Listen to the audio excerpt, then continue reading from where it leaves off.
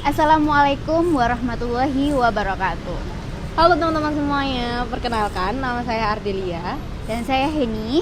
Jadi kita dari Universitas Internasional Semen Indonesia, mahasiswa semester 6. 6. Hari ini kita bakal nge-review ya Mbak Heni ya. Ya, di sini kita akan nge-review mata kuliah mengenai kompensasi.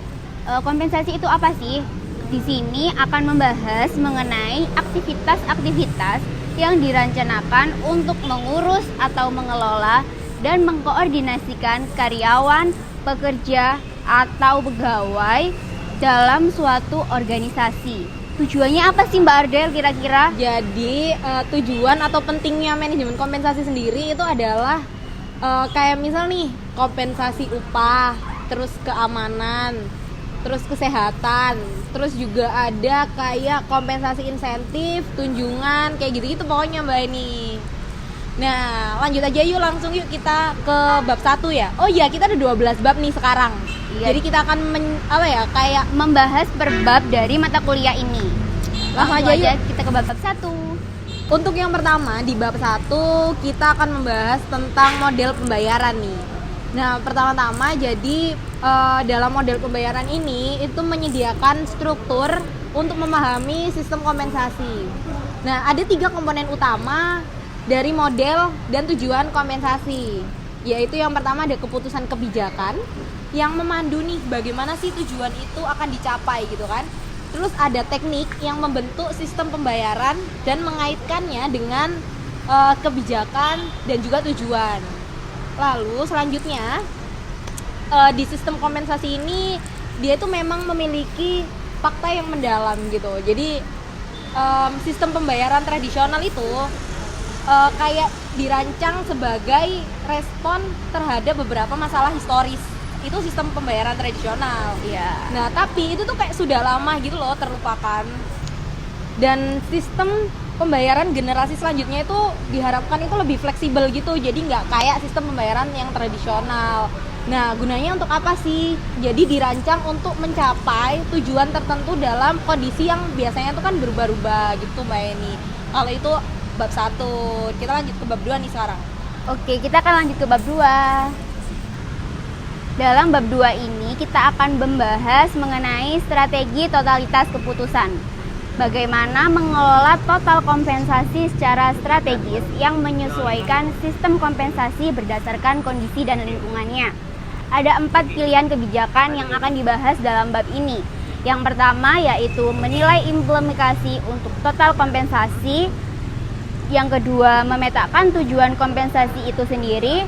Yang ketiga, mengaplikasikan kebijakan ini ke tempat kerja melalui sistem kompensasi.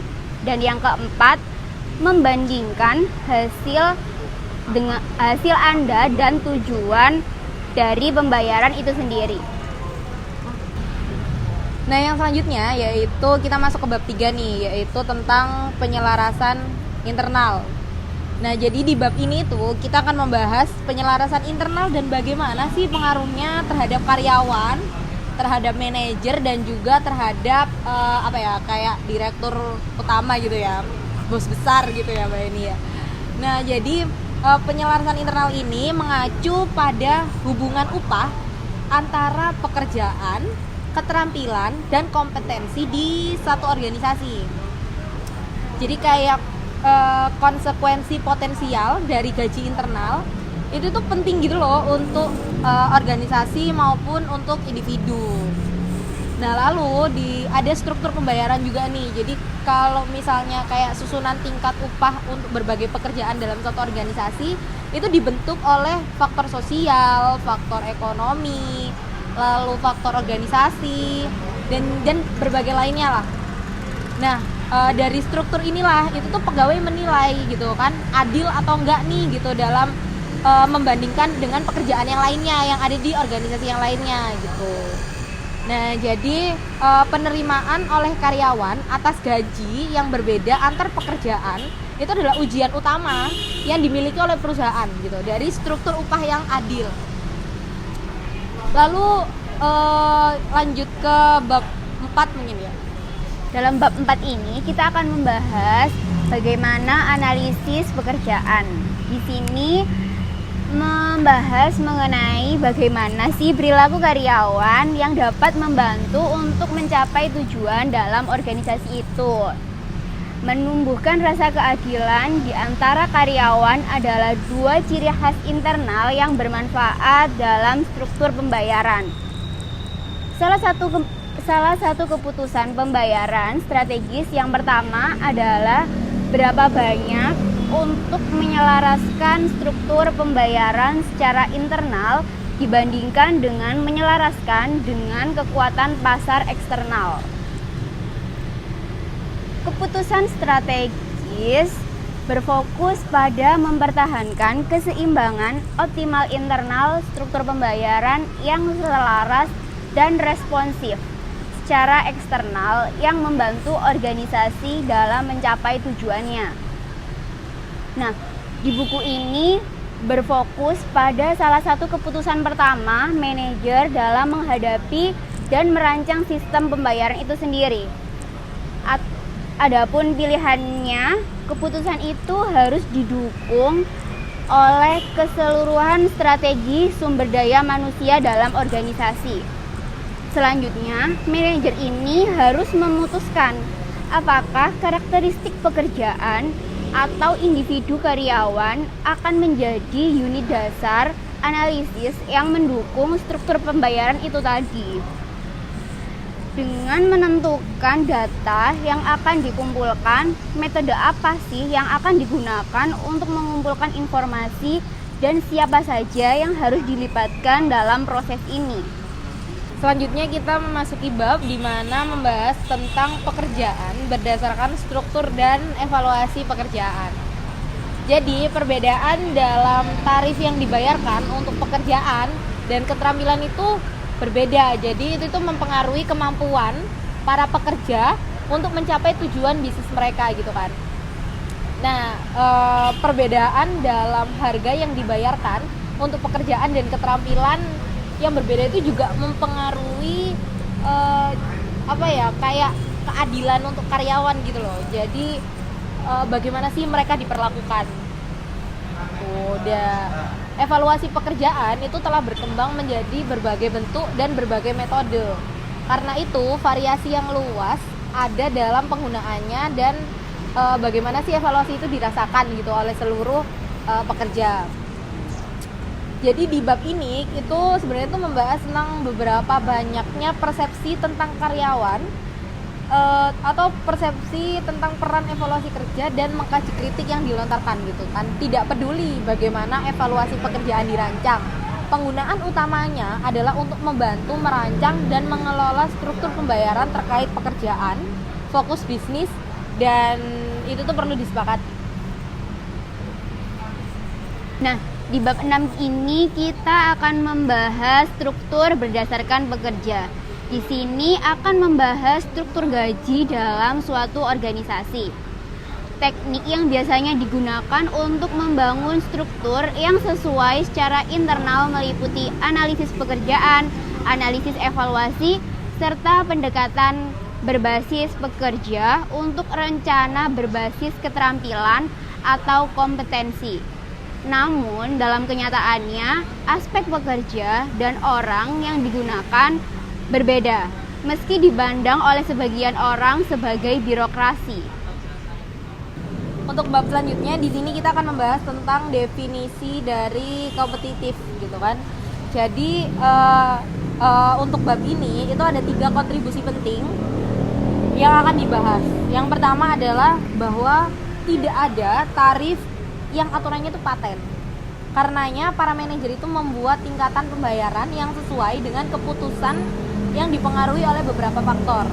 Lalu yang kedua adalah bahwa ada pesaing pasar yang produk dan pasar tenaga kerjanya itu mempengaruhi tingkat upah dan keputusan itu tadi. Lalu yang terakhir itu bahwa tingkat upah alternatif dan keputusan itu memiliki konsekuensi yang berbeda-beda. Jadi nggak sama. Terus model pembayaran yang digunakan dalam bab ini itu adalah menekankan tentang isu-isu mengenai kebijakan strategis. Di antaranya ada tujuan, terus ada keberpihakan, daya saing, kontribusi, dan juga ada manajemen. Jadi kebijakan ini perlu sekali untuk dirancang untuk mencapai tujuan dalam pembayaran tertentu. Nah, di bab 8 ini kita akan membahas tingkatan pembayaran, campuran, serta pembayaran struktur itu seperti apa.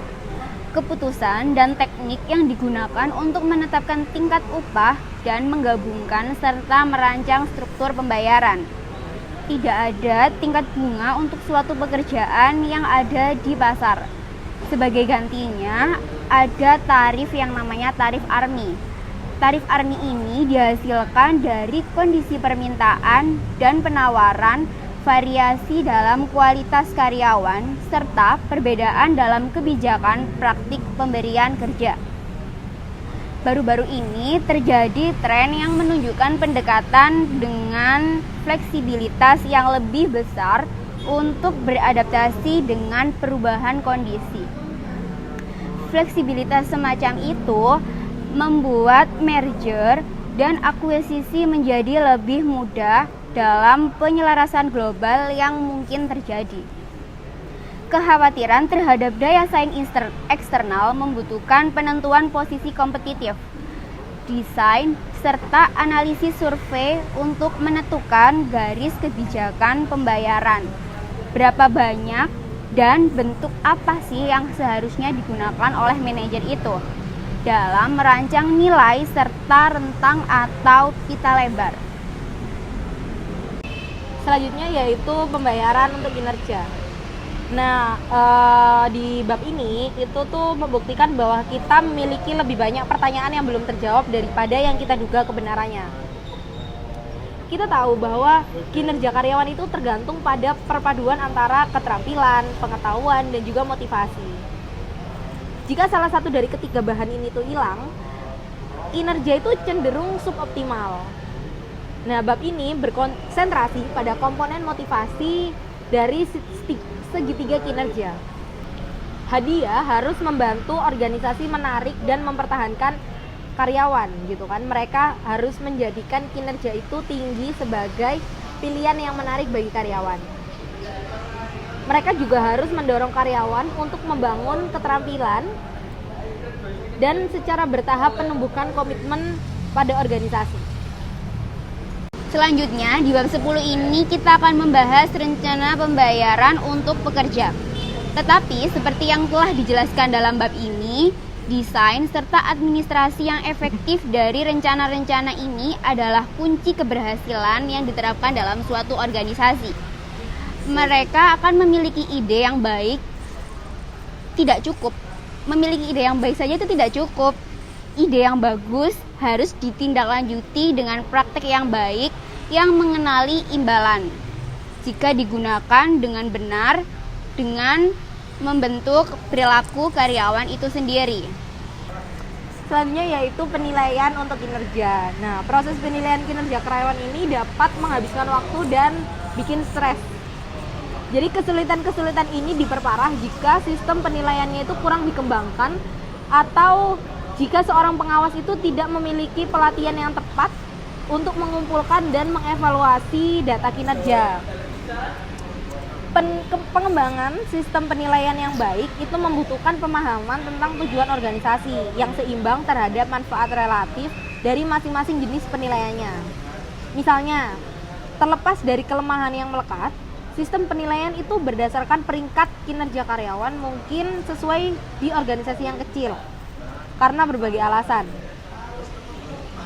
Nah, kita tahu tentang cara penilaian memproses informasi dan mengevaluasi kinerja karyawan. Namun, pemahaman menyeluruh tentang tujuan organisasi itu dikombinasikan dengan pengetahuan tentang kesalahan umum dalam evaluasi. Dapat membuat perbedaan yang signifikan dalam kualitas penilaian. Nah, di sini kita akan membahas proses penentuan keuntungan. Organisasi sebaiknya mengevaluasi bagaimana efektivitas prosedur adopsi, retensi, dan penghentian manfaatnya. Secara khusus, bagaimana cara organisasi dalam memilih tunjangan karyawan, apakah sudah sesuai? Apakah keputusan yang didasarkan pada evaluasi preferensi karyawan yang seimbang terhadap tujuan dari organisasi patuh terhadap hukum dan daya saing? Apakah manfaat yang dipilih dapat berfungsi dengan baik dan mempertahankan atau memotivasi karyawan itu sendiri? Di sini akan menguraikan bagaimana proses penentuan manfaat yang dapat mengidentifikasikan masalah besar dalam memilih serta mengevaluasi pilihan manfaat tertentu. Nah, itu tadi sudah semua bab dari bab 1 sampai bab 12 sudah panjang lebar. Review tapi panjang lebar. Ya. Dari bab 1 sampai bab 12 kita udah Review setiap babnya. Jadi sampai jumpa dalam vlog selanjutnya. Dadah.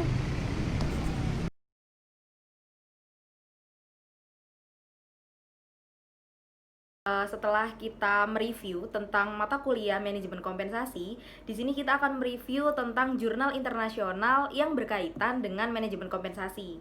Nah, yang pertama ini ada dengan judul Kompensasi Eksekutif dan Kinerja Perusahaan dengan studi kasusnya yang ada perusahaan-perusahaan yang ada di India. Nah, studi ini itu meneliti hubungan antara kompensasi eksekutif dan kinerja perusahaan di antara perusahaan-perusahaan yang ada di India nih. Jadi, hubungan antara gaji eksekutif dan kinerja perusahaan itu telah menjadi salah satu pertanyaan yang paling banyak dipelajari dalam literatur tata kelola perusahaan.